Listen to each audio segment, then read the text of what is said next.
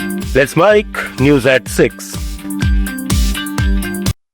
भारतीय शेयर बाजार आज लाल निशान पर बंद हुआ। सेंसेक्स 829 अंक की गिरावट के साथ 76,034 पर और निफ्टी 228 अंक टूटकर 23,639 के स्तर पर आ गया।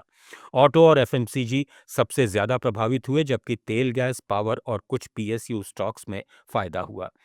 डूबने वाले प्रमुख शेयरों में महिंद्रा एंड महिंद्रा 3 से 4% तक गिरा, आइशर मोटर्स 3 से ज्यादा, मारुति सुजुकी 2 से 3, बजाज फाइनेंस, अल्ट्राटेक सीमेंट और इंडिगो भी। ये ऑटो और ट्रांसपोर्ट सेक्टर में गैस ईंधन की कमी और महंगे तेल से प्रभावित हुए। कोल इंडिया में 4 से 5 तो एनटीपीसी 2 से 3%, पावर ग्रिड, अडानी एंटरप्राइजेज, जियो फाइनेंशियल और रिलायंस इंडस्ट्रीज ऊपर चढ़े। ये पावर और ऑयल गैस सेक्टर में मजबूत रहे क्योंकि ऊर्जा कीमतें बढ़ने से उनके बिजनेस को सपोर्ट मिला। कुल मिलाकर महंगे तेल से ऑटो, एविएशन और कंज्यूमर सेक्टर डूबे, जबकि ऊर्जा उत्पादक और पीएसयू कंपनियां मजबूत रहीं। इधर भारतीय रुपया अमेरिकी डॉलर के मुकाबले आज रिकॉर्ड निचले स्तर पर पहुंच गया। पश्चिम एशिया में जारी तनाव और युद्ध की आशंका के बीच कच्चे तेल की कीमतों में तेज उछाल आया है, जिससे रुपए पर भारी दबाव पड़ा। इंटरबैंक बाजार में रुपया 35 पैसे की गिरावट के साथ 92.36 के स्तर तक लुढ़क गया, जो अब तक का सबसे निचला इंट्रा डे स्तर है। विशेषज्ञों के अनुसार डॉलर की मजबूती और वैश्विक जोखिम से बचने की प्रवृत्ति ने भी इस गिरावट को बढ़ावा दिया है। वहीं भारतीय सराफा बाजार में आज सोने और चांदी की कीमतों में लगातार दूसरे दिन गिरावट देखी गई। 24 कैरेट सोना प्रति 10 ग्राम लगभग 1,61,000 से 1,63,000 रुपए के बीच कारोबार कर रहा है, जबकि चांदी प्रति किलोग्राम 2,67,000 से 2,89,000 रुपए के आसपास बनी हुई है। विशेषज्ञों के अनुसार अमेरिकी डॉलर की मजबूती और वैश्विक बाजार में कुछ स्थिरता के कारण इन कीमती धातुओं पर दबाव पड़ा है। हालांकि पश्चिम एशिया में जारी तनाव से सुरक्षित निवेश की मांग बनी हुई है। विभिन्न शहरों में भाव अलग अलग हैं।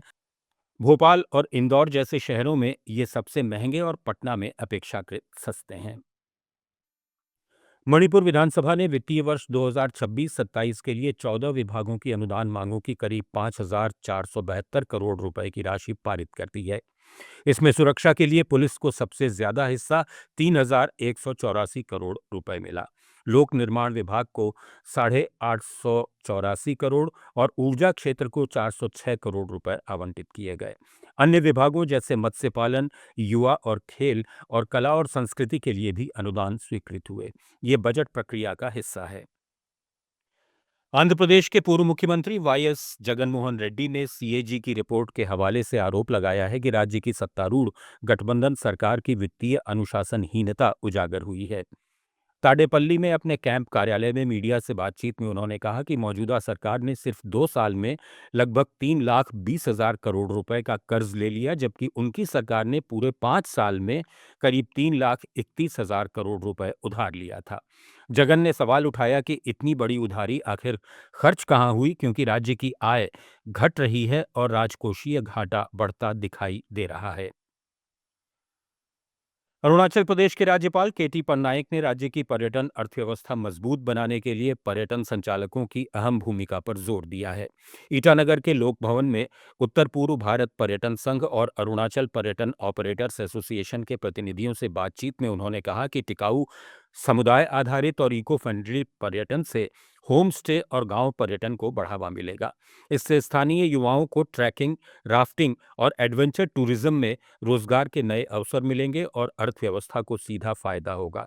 डिजिटल मार्केटिंग, ट्रेनिंग प्रोग्राम और सरकारी सहयोग से ज्यादा पर्यटक आकर्षित होंगे, सांस्कृतिक विरासत बचेगी और राज्य का संतुलित विकास सुनिश्चित होगा। न्यूज एट 6 में फिलहाल इतना ही। जुड़े रहिए लेट्स माइक के साथ। आप सुन रहे थे let's mike more than radio. Follow कीजिए हमें हमारे social media platform. It's time for news. It's time for more than radio, presenting the first radio news app, Let's Mic. Let's Mic, a news-based app on your phone where you get to watch and listen news, talk shows, interviews, radio show podcasts.